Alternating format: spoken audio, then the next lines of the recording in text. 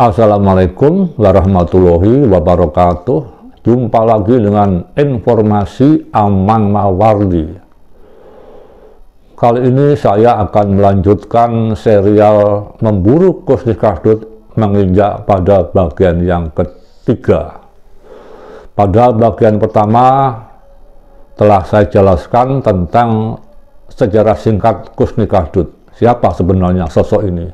Sosok pelaku kriminal ini adalah penjahat legendaris yang telah 8 kali melakukan pelolosan diri baik dari lembaga pemasyarakatan maupun dari kantor kepolisian. Yang kedua, saya membahas tentang memburu Kusnis Kasdut di rumah pacarnya yang ada di kawasan Krian, Kabupaten Sidoarjo. Pacar Kusnis Kasdut ini saya sebutkan sosok yang berperawakan tinggi, kuning, berambut potongan model Demi Moore pada film Ghost yang populer pada akhir 70-an dan awal 80-an.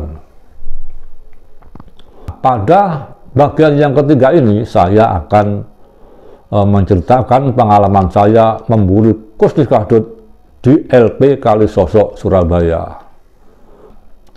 Sesaat setelah Kusnis Kasdut melarikan diri pada lembaga pemasyarakatan Lowok Malu Malang pada tanggal 10 September 1979, Kusnis Kasdut tertangkap kembali pada tanggal 17 Oktober 1979 di kota Surabaya. Kemudian oleh kepolisian Kota Besar Surabaya, Kusnis Kasdut ditahan di Hobiru.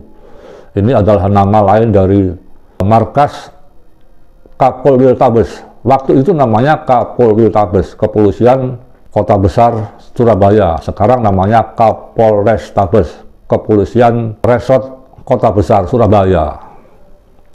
Pada tanggal 8 Desember 1979, saya memburu Kusnis Kasdut di depan LP Lowok Waru Surabaya karena saya mendengar bahwa hari itu salah satu anak Kusnis Kasdut, yaitu anak pertama, namanya Nini, yang tinggal di Cipinang, Jakarta, akan menengok ayahnya di LP Kalisosok, Surabaya.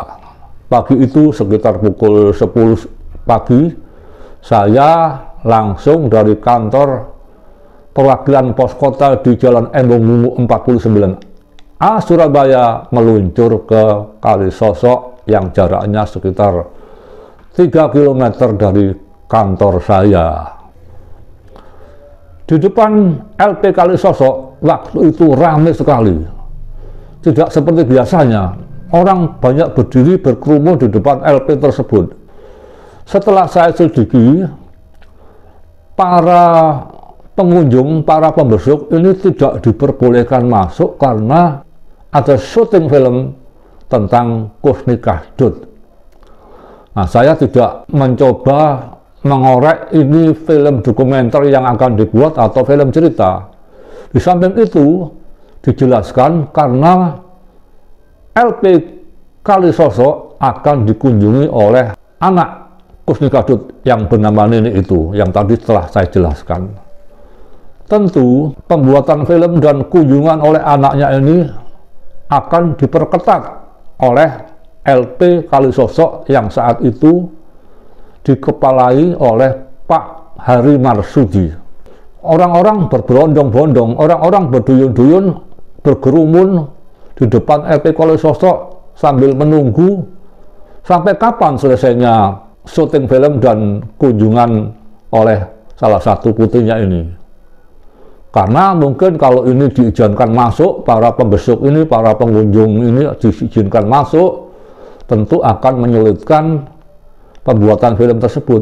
Nah, bisa jadi dimungkinkan akan menjadi celah bagi Kusnis Kasdut untuk melarikan diri kembali.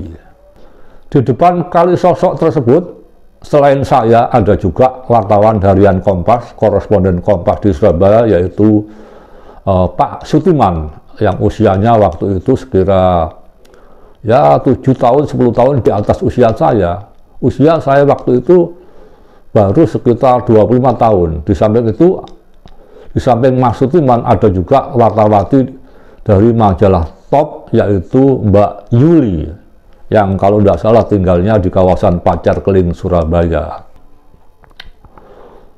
Karena saya tidak ingin pulang dengan tangan hampa, saya mencoba mendekati kerumunan itu, kemudian memotret fasad bagian depan penjara Kalisosok yang sedang dikerumuni oleh para pengunjung itu. Ketika sedang memotret, tiba-tiba saya didekati oleh salah satu petugas. Saya sebut saja ya, seorang sipir penjara. Kemudian mereka menanyakan saya dari mana. Saya jawab dari Harian Pos Kota. Kemudian mana perskatnya, mana kartu persnya, kata Pak sipir tersebut. Kemudian saya tunjukkan perskat saya, tahu-tahu diambil, terus dibawa masuk ke dalam pintu kecil. Yang pintu kecil itu bagian dari pintu besar. Selain ada gerbang, nah di gerbang itu dinding kayu yang tebal itu ada juga pintu kecil yang cukup untuk masuk badan seseorang.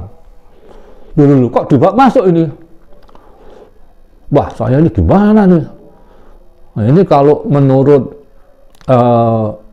kalangan pers, jangan sekali-kali Anda menunjukkan kartu wartawan. Itu jangan, kalau tidak terpaksa sekali itu. Ini semacam apa ya? Semacam kata-kata sakti. Kalau Anda menunjukkan kartu wartawan, berarti Anda itu belum berpengalaman sebagai seorang wartawan. Nah, memang saya akui waktu itu saya baru aja bergabung dengan Harian Pos Kota di Surabaya dan sebagai salah satu koresponden. Tak lama kemudian petugas tadi keluar dari pintu kecil, terus mencari-cari saya. Tahu beliau lingak-linguk, saya dekati. Kemudian Pak sipir ini minta maaf karena telah mengambil perskat saya, telah menyita perskat saya, sambil mengatakan bahwa saya hanya menjalankan perintah, Pak. Tidak ada satupun wartawan yang boleh mendekat ke LP Kalisosok. Tahu saya lagi berdialog dengan Pak sipir tersebut, Pak Sutiman, wartawan Kompas, mendekati kami berdua sambil memaki-maki Pak sipir tadi. Anda ini tidak berat Anda mengambil kartu pers wartawan. Ya maaf Pak, saya hanya menjalankan tugas, kata Pak sipir tadi.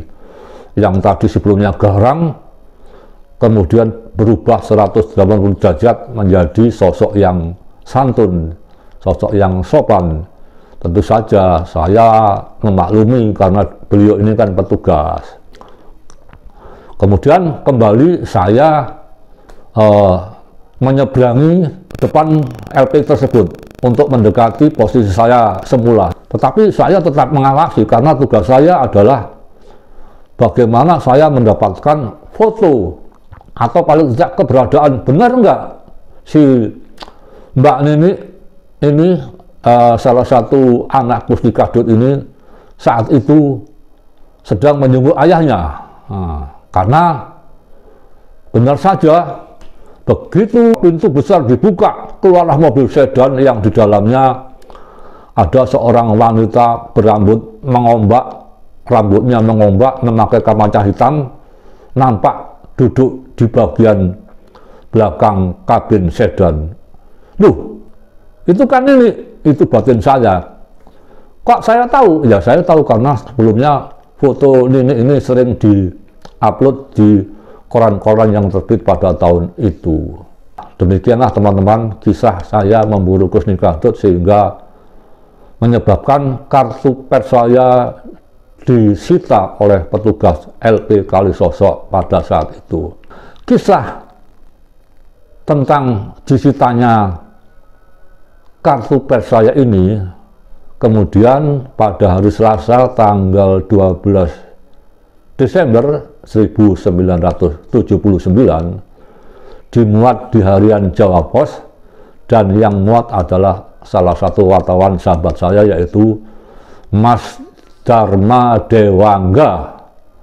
Nah, Mas Dharma Dewangga ini pada suatu saat kemudian menjadi koresponden majalah Tempo di Surabaya. Perlu saya ceritakan, pada tahun 1979 Jawa Pos masih dikelola oleh pemilik lama, belum diambil alih oleh manajemen Tempo yang waktu itu menugaskan Pak Dahlan Iskan untuk menangani Jawa Pos, sehingga pada akhirnya Jawa Pos bisa menjadi besar, menggurita, dan menjadi konglomerasi salah satu pers di Indonesia yang cukup fenomenal selain barangkali Kompas, Femina, dan sejumlah lembaga pers lainnya. Wassalamualaikum warahmatullahi wabarakatuh.